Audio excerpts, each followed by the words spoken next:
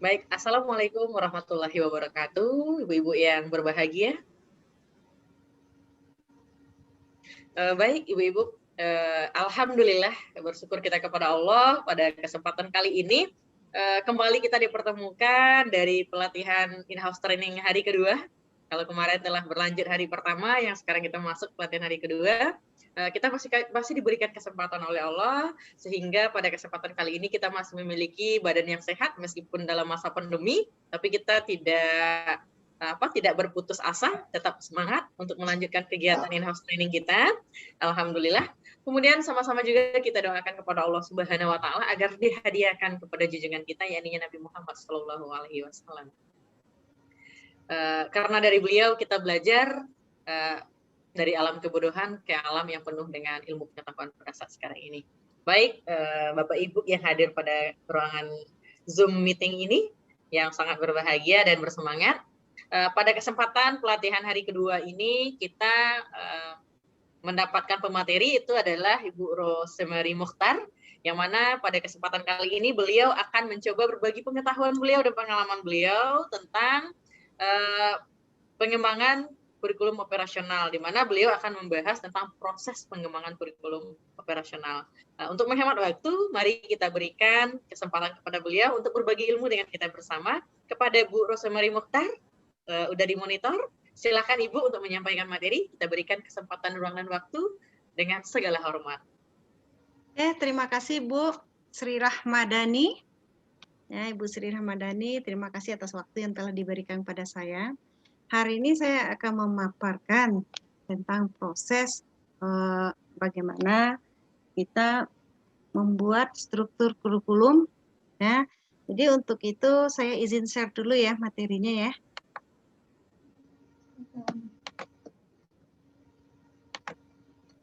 Kelihatan, Ibu? Kelihatan sekali, Ibu, jelas sekali. Tapi Ibu apanya enggak ada, Bu Rahminya mana? Udah kedengaran kok, jelas kok. Bu Rahminya, oh ada. Bu Rahminya ada, tapi kok enggak bisa muncul dua ya? Nah, bagaimana Bu Rahmi? Udah bisa kita mulai Bu Rahmi? Ibu Rahmi muncul, Ibu Rahma hilang. Nah, bersedia nih Bu, muncul dan stay. Oke, kita masuk saja proses penyusunan kurikulum operasional di satuan pendidikan ya. Saya di sini akan menjelaskan sedikit ya bagaimana proses penyusunan kurikulum operasional satuan pendidikan. Jadi terlebih dahulu mari kita pahami kerangka dasar dan struktur kurikulum itu sendiri dulu. Jadi sebelum kita menjelaskan bagaimana prosesnya, nah jadi dasarnya yang perlu kita pahami terlebih dahulu tentang kerangka dasar struktur kurikulum. Yang mana kerangka berisi tujuan-tujuan yang hendak yang akan kita capai dalam konteks luas dan jangkauannya diharapkan pada kerangka ini menjadi kompas dalam menunjukkan arah pendidikan Indonesia. Bisa Ibu lihat di sini, bisa nampak jelas Ibu? Bisa nampak jelas ini Bu? Alhamdulillah jelas sekali Ibu. Nah, tunggu sebentar ya Ibu. Ibu di sini hilang timbul di sini Bu, wajah ibu-ibunya hilang timbul. Sinyal kali ya Bu? Ya kita sekarang bekerja dengan sinyal ya Bu. Jelas sekali Bu. Iya benar. Bu Rahmi di sini hilang-hilang timbul. Ibu apa namanya Bu Sri? Ya kebetulan di sekolah juga ada namanya Rahima, jadi Rahima aja teringat terus ya. Masya Allah. Jadi ya sama namanya. Pertama itu tujuan pendidikan nasional. Ya, tujuan pendidikan nasional. Tujuan pendidikan nasional itu akan menjadi rujukan dalam menyelenggarakan pendidikan di Indonesia. Tujuan pendidikan nasional itu sudah diterjemahkan dalam profil pelajar Pancasila. Masih ingat Ibu apa itu profil pelajar Pancasila? Mungkin bisa dibantu Ibu. Alhamdulillah, masih ingat Ibu. Masih ingat Ibu? Masih kan? Alhamdulillah, kita masih ingat. Masih ingat. Ibu Yulia juga ya, Yulia Rahmi. Masih ingat kan Bu? Ada berapa? Ada berapa kemarin? Ada 6 ya. Jadi itu sudah juga dipelajari pada pertemuan pertama. Nah, kemudian untuk profil Pancasila itu berperan menjadi penuntun ke arah memandu kebijakan dan pembaharuan dalam sistem pendidikan Indonesia. Nah, juga sudah dijelaskan di pembelajaran minggu kemarin ya Ibu. Minggu kemarin, kemudian adanya standar nasional pendidikan diacu sebagai kerangka yang sudah diterjemahkan pada struktur kurikulum, proses pembelajaran, asesmen, serta capaian dalam pembelajaran.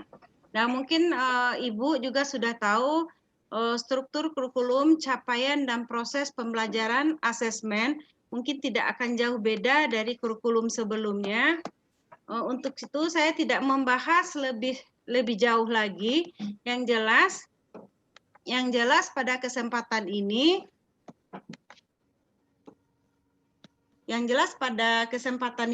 saya hanya menjelaskan sedikit saja bahwa struktur kurikulum yang ditetapkan oleh pemerintah itu bisa menjadi acuan sekolah untuk mengembangkan kurikulum untuk mencapai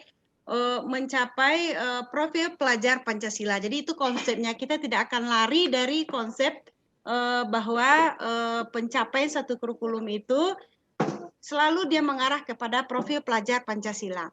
Kemudian kita lanjut saja. Oke. Setelah kita memahami kerangka ya, memahami kerangka dasar struktur kurikulum, baru kita masuk pada proses penyusunan kurikulum di satuan pendidikan. Ya. Nah, bagaimana proses penyusunan kurikulum di operasional di satuan pendidikan?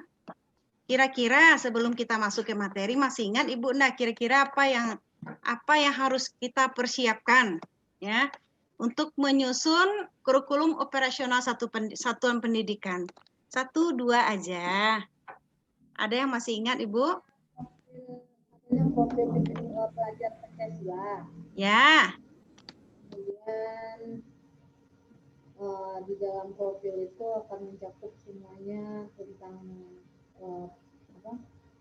Bu Rahmi, suaranya bisa dikeraskan sedikit Bu Rahmi? Kurang jelas Bu Rahmi? Ya, di dalam profil Pancasila itu diterapkan kepada siswa kita bagaimana cara penerapan di dalam lingkungan proses belajar mengajar, bagaimana menerapkan yang namanya budaya kerja, bagaimana menerapkan yang namanya kesiapan siswa kita dalam kebudayaan yang ada di lingkungan kita. Kira-kira itu bagian kecilnya. Ya Bu Rahmi, betul sekali. Jadi untuk tujuan pendidikan nasional, profil pelajar Pancasila, struktur kurikulum, prinsip pembelajaran dan capaian pembelajaran itu sudah ditetapkan oleh pemerintah. Jadi untuk proses penyusunan sendiri ya, penyusunan kurikulum operasional di satuan pendidikan, yang pertama ini ada namanya menganalisis konteks ya. Menganalisis konteks atau karakter satuan pendidikan. Kemudian yang kedua ada merumuskan visi misi katanya kan. Kemudian yang ketiga pengorganisasian pembelajaran. Yang keempat menyusun rencana pembelajaran. Terus yang kelima digeser dulu, itu merancang pendampingan, evaluasi dan pengembangan profesional. Nah, jadi bisa Ibu lihat di sana mana yang untuk jangka pendek, mana yang untuk jangka panjang. Jadi 3, 4, 5 itu evaluasi jangka pendek dan jangka panjang itu 1 sampai 3. Kemudian kalau untuk satu-satunya itu tentang penyusunan kurikulum operasional di satuan pendidikan ya. Dalam penyelenggaraan kurikulum operasional sekolah itu perlu menjadi dokumen yang hidup, menjadi referensi ya dalam keseharian, dapat direfleksikan dan terus berkembang. Jadi dia tidak stuck sampai di sana, kurikulum dari tahun ke tahun tidak seperti itu, tapi dia akan berkembang mengikuti perkembangan zaman juga ya Ibu Rahma? Iya, zaman. Iya, mengikuti. Jadi sama dengan kurikulum kita sekarang ini ya, dia juga mengikuti perkembangan zaman. Kemudian kita masuk analisis karakteristik satuan pendidikan untuk menentukan visi misi ya. Ini ada beberapa pertanyaan bagaimana cara menganalisis karakteristik satuan pendidikan, bagaimana memproses atau mendesain visi dan misi, bagaimana memfasilitasi proses dan desain visi misi, kemudian ada fungsi profil pelajar Pancasila dari kurikulum, kemudian bagaimana proses menganalisis kebutuhan, menentukan strategi. Jadi pertanyaan ini Ibu-ibu bisa kita jawab apabila kita sudah membahas ini ya. Kita nanti semua pertanyaan itu kalau materi kita sudah habis sampai ke bawah nanti kita bisa menjawab pertanyaan. Dan mana mungkin di dalam IHT walaupun kurikulum 2007 kurikulum KTSP atau 2013 yang revisi semuanya itu sudah dibahas apa itu visi misi, apa itu tujuan, itu semuanya sudah dibahas. Jadi untuk sekarang ini ya yang perlu kita ketahui bahwa proses berpikir untuk menganalisis karakteristik satuan pendidikan dan visi misi ini dapat merumuskan, di sini lihat, apakah satuan pendidikan sudah memiliki visi misi yang ajek, kemudian analisis lingkungan belajar satuan pendidikan, kemudian merumuskan visi misi tujuan. Kira-kira Bapak Ibu yang ada di sana ya, Ibu Sri, Bu Rahman, bisa enggak dimengerti apa maksudnya di sini? Apakah satuan pendidikan sudah memiliki visi misi tujuan yang ajek? Apa makna dari panah ini? Kalau di tempat kita sebenarnya Ibu, di sekolah kan, kalau sebelumnya mungkin visi dan misi sekolah itu sudah ditetapkan terdahulunya sebelum masuk yang namanya program pendidikan sekolah penggerak ini, dan profil pelajar Pancasila yang menjadi tujuan akhirnya nanti. Nah, kalau untuk visi misi yang ada mungkin perlu dilakukan penambahan begitu terkait dengan profil pelajar Pancasila dan sekolah penggerak ini, Bu. Kita udah punya paradigma baru tentang pembelajaran ya, Bu. Jadi harus mengikuti ya, harus mengikuti perkembangannya. Ya, kemudian jadi juga menganalisis karakteristik satuan pendidikannya sebelum mengembangkan kurikulum satuan pendidikan sekolah, perlu melakukan analisis karakteristik dan karakteristik lingkungan belajar dengan menampung aspirasi anggota komunitas dan menjadi visi dan misi sebagai arahan yang disepakati oleh seluruh satuan pendidikan. Jadi sekarang saya juga mau bertanya, jadi visi misi itu siapa yang membuat?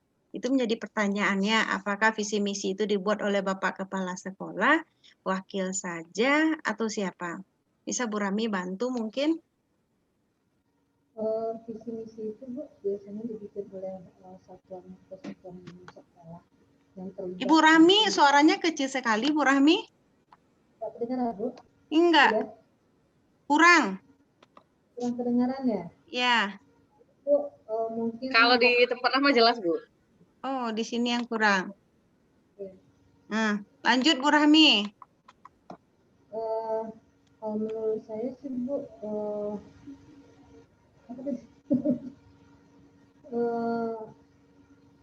yang menentukan untuk penentuan visi dan misi itu adalah semua lingkungan semua sekolah. Ibu. Ya. Manapun semua sekolah, semua pihak yang terkait itu harus ikut di dalam penentuan visi dan misi itu. Bagaimana visi itu yang harus kita kembangkan. Nah, kemudian bagaimana untuk pelaksanaannya, gitu kan? Misi itu kan sesuatu yang harus kita capai, Bu, untuk beberapa tahun ke depannya. Kalau itu adalah bagaimana kita untuk pelaksanaannya. Nah, itu yang saya tahu. Jadi seluruhnya ya Bu. Apakah komite juga ikut dalam menentukan visi misi Bu? Pasti iya ya Bu, komite. Ada kepala sekolah di sana, kemudian ada di sana, kemudian ada orang tua, ada komite, kemudian ada pihak-pihak seperti pengawas, gitu kan. Itu harus ada untuk yang namanya visi dan misi. Ya. Nah, ini ya Bu, terima kasih ya Bu Rahmi. Ini contoh ya, contoh proses analisis karakteristik satuan pendidikan. Ini contoh bisa kita lihat analisis lingkungan belajarnya, sumber dayanya bagaimana, sumber pendanaannya bagaimana, sistem kebijakan di daerahnya bagaimana, kemudian kemitraannya, Nah, di sini visi, misi, dan tujuannya. Kemudian analisis kebutuhan satuan pendidikan. Nah, ini di satu-satu pertama serta didik. Siapa sajakah peserta didik yang ada di sekolah? Kemudian dari klasifikasi tersebut apa saja kebutuhannya semua dirinci. Ini contohnya bisa nanti Ibu baca-baca ya. Nanti saya akan membagikan materi ini melalui WA saja atau di grup. Ini contohnya visi misi dan tujuan. Misi apa, visi apa. Yang jelas kalau misi itu biasanya visi itu merupakan cita-cita ya bersama pada masa mendatang dari warga satuan pendidikan yang dirumuskan berdasarkan masukan dari seluruh warga dan satuan pendidikan. Sementara misi itu pernyataan bagaimana suatu pendidikan mencapai visi yang ditetapkan untuk menjadi rujukan menyusun program jangka pendek, menengah, jangka panjang dengan berdasarkan masukan sekolah warga satuan pendidikan. Kemudian tujuan itu merupakan gambaran yang akan dicapai di kurun waktu tertentu. Jadi mungkin untuk ulasannya ini bisa Ibu baca mungkin di rumah. Kemudian kita lanjut ke ini tips ya. Tips bisa Ibu baca juga di rumah ini bagaimana tips menyusun visi dan misi. Kemudian analisisnya juga bisa dilihat di sini analisis SWOT-nya bagaimana. Kemudian contoh ya menentukan strategi pengorganisasian pembelajaran kita masuk lagi ya. Jadi di sini contoh pernyataan untuk menentukan pengorganisasian pembelajaran yang tepat sesuai dengan konteks dan kebutuhan peserta didik. Berikut ada beberapa contoh pernyataan pematik ya yang dapat membantu tim terlihat yang terlibat dalam penyusunan kurikulum. Kemudian mencari strategi pembelajaran yang tepat, kemudian kembali keselarasan antara pengembangan guru, tujuan dan pendidikan, konsep, landasan satuan pendidikan, serta lingkungan belajar semuanya harus selaras dan saling menguatkan. Jadi di sini contoh pernyataannya, silakan nanti dipelajari. Nah, saya tidak bisa menjelaskan di sini sedetail mungkin karena kita dibatasi oleh waktu. Jadi Ibu bisa mempelajari bagaimana menyelaraskan antara visi, misi, dan tujuan pembelajaran. Kadang bisa kita lihat di beberapa sekolah, bukan sekolah saya ya, bukan juga sekolah Ibu, sekolah orang lain, antara visi, misi, dan tujuan itu tidak nyambung. Jadi mulai dari sekarang ya, kalau sudah kita pelajari, Ibu juga sudah membahas mana visi misinya yang belum tepat. Jadi kesempatannya di sekarang di paradigma baru itu mencoba memperbaiki lagi ya visi misinya. Kemudian lanjut itu pengorganisasian pembelajaran satuan pendidikan. Nah, di sini kita juga akan menjawab ya pertanyaan bagaimana pengorganisasian pembelajaran di satuan pendidikan. Jadi ada 3 pertanyaan di sini. Apa saja langkah mendesain pembelajaran sekolah? Bagaimana proses mendesain pembelajaran sekolah? Kembali kita ke gambaran profil pelajar Pancasila yang sudah dibahas ya minggu kemarin. Silakan ditelaah di sana. Karena di sana akan dijelaskan struktur kurikulum satuan pendidikan itu ada namanya tujuan, metode, dan hasil. Kemudian ada programnya yang intrakurikuler. Kemudian ada yang proyek penguatan profil pelajar Pancasila dan program ekstrakurikuler. Nah, di sini dijelaskan kalau tujuan untuk kurikuler ini misalnya untuk mengembangkan kompetensi pelajar sesuai dengan capaiannya. Kalau di proyeknya bagaimana, di ekstrakurikulernya sarana bagi peserta didik untuk mengeksploitasi dan melatih keterampilan sesuai dengan minat dan bakatnya. Oke, mungkin metode juga dan seterusnya ya. Bisa nanti Ibu pelajari. Kemudian kita lewati aja kita masuk ke rencana pembelajaran untuk ruang lingkup belajar. Itu alur tujuan pembelajaran. Jadi Ibu dalam proses mendesain perencanaan pembelajaran, itu ada namanya alur tujuan pembelajaran. Mana alur tujuan pembelajaran ini yang utuh dinyatakan dalam rangkaian tujuan pembelajaran yang meliputi konten di sini ya, atau materi keterampilan, konsep, intinya untuk mencapai pembelajaran di setiap fase menjelaskan cakupan dan kedalaman konten. Nah, bisa Ibu perhatikan di sini bahwa prinsip alur tujuan pembelajaran juga sudah dibahas ya kemarin ini tentang esensial, ada penjabarannya, penjabaran konsepnya, keterampilannya, dan kontennya, inti yang diperlukan untuk mencapai tujuan pembelajaran. Ada yang berkesinambungan, kemudian yang kontekstual, sederhana. Nah, kemudian dalam perencanaan pembelajaran untuk ruang lingkup sekolah, tentu kita akan membahas tentang tujuan pembelajaran itu, kemudian prosesnya bagaimana dan pengalaman belajar. Oke, lanjut. Kemudian proses mendesain alur pembelajaran ini sangat penting sekali ibu-ibu, bahwa dalam mendesain alur pembelajaran, pertama itu melalui workshop seperti sekarang, seperti yang kita laksanakan sekarang ini. Kemudian pemahaman tentang profil pelajar Pancasila. Itu langkahnya. Kemudian kita harus memahami juga apa itu capaian pembelajaran. Kemudian dari capaian pembelajaran itu kita turun pada tujuan pembelajaran. Kemudian langsung masuk ke tentukan juga ya tujuan menjadi kunci di sini ya. Tentukan asesmen untuk mengukur ketercapaian. Kemudian rangkaian semua tujuan menjadi satu alur. Kemudian tentukan lokasi pembelajaran. Oke. Lanjut. Nah, ini contohnya merancang kegiatan pembelajaran yang bermakna. Nah, yang pertama memilih tujuan pembelajaran dari alur pembelajaran yang sudah dirancang. Itu yang pertama, lanjut nanti sampai ke 8 ya. Kemudian, maaf ya Bu, ada gangguan sedikit.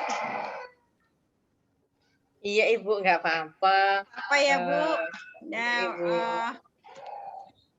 kurang bisa fokus jadinya ini. Nah, materinya juga banyak, waktunya terbatas ya. Kemudian penetapan tujuan pembelajaran. Apakah tujuan pembelajaran ini konseptual dengan kondisi lingkungan sekitar? Apakah tujuan pembelajaran ini sudah sesuai dengan tahapan dan kebutuhan belajar peserta didik? Nah, kemudian menganalisis situasi kelas. Siapa saja peserta didiknya? Kemudian sumber daya apa yang tersedia untuk proses pembelajaran? Siapa guru yang terlibat? Oke. Kemudian asesmen untuk mengetahui posisi peserta didik di awal siklus pembelajaran. Dan sampai terakhir nanti kita merefleksi. Mungkin hanya itu saja materi ya Bu. Mungkin tidak bisa saya sampaikan secara maksimal di sini. Nanti akan saya share di grup WA kita materi ini. Silakan Ibu kunyah-kunyah karena HP saya siap 24 jam melayani Ibu kalau yang mau bertanya. Kita dibatasi oleh waktu. Sebelum kita kembali ke moderator ya Ibu-Ibu. Ibu bisa lihat ini. Ini gambar apa Ibu? Gambar danau. Gunung dan sungai. Danau itu Bu, danau dan sungai. Jadi penyegarannya sebelum kita simpulkan. Gunung.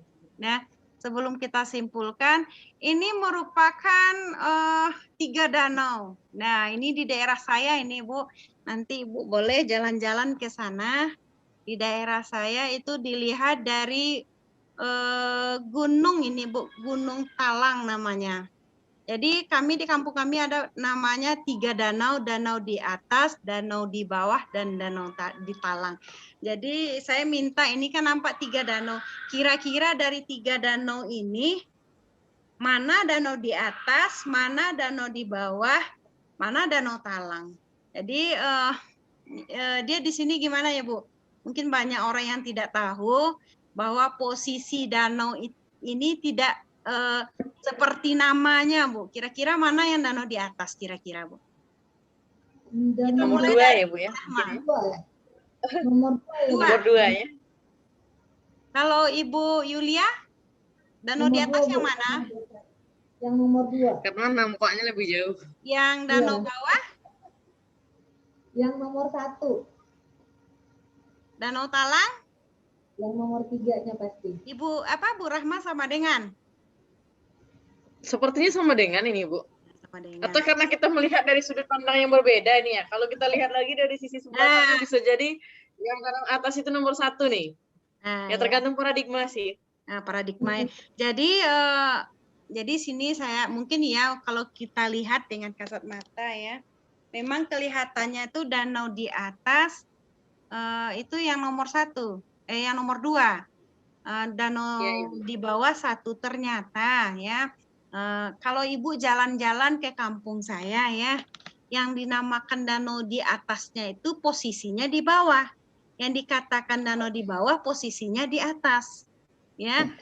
Walaupun dilihat dari ketinggian dari puncak Gunung Talang yang lebih dari 1000 berapa tingginya ya, tapi tetap posisinya itu danau di bawah, tetap letaknya di atas, danau di atas di bawah. Yang kecil itu benar, itu Danau Talang. Ya, jadi itu penyegaran sedikit Bu. Tadi ada insiden sedikit ya. Si dedenya bangun, si dedenya bangun menangis. Nah, dapat kita simpulkan bahwa, sedikit saja kita simpulkan bahwa untuk kita membuat,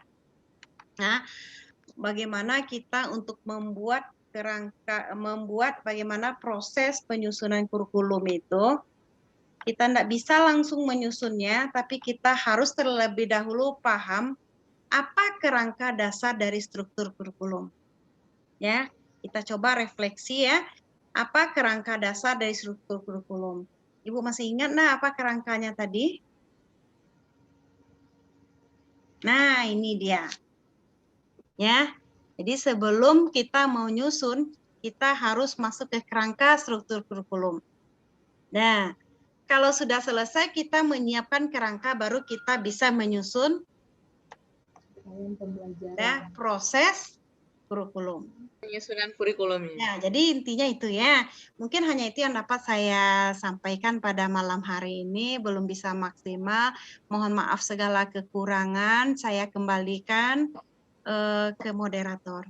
Kepada Ibu moderator, dipersilakan.